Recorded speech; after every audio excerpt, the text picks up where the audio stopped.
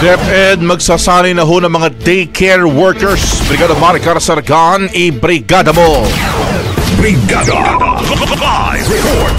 Aminado si Department of Education Secretary Sani Angara na may kakulangan sa mga daycare workers sa bansa.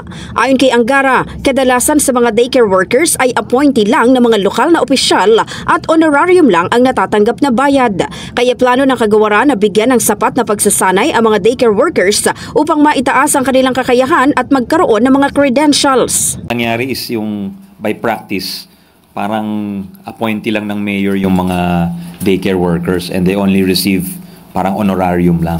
So, yun gusto natin i-level up yung kanilang occupation at bigyan sila ng mga training. So, over time, magkaroon din sila ng credentials.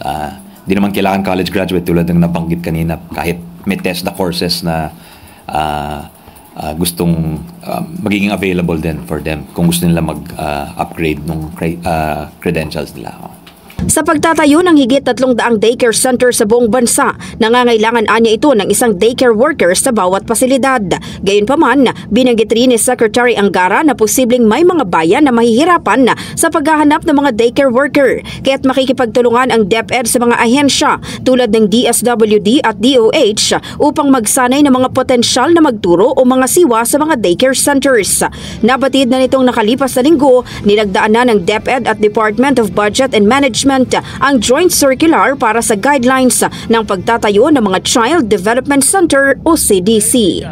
In the heart of changing lives, ako si Brigada Maricar Sargan ng 105.1 Brigada News of Manila, the Music and News Authority. Brigada Balita Nationwide. Ang bahaging ito ay hatid sa atin ng Guard C Plus with Zinc Capsule. Always protektado ang kalusugan.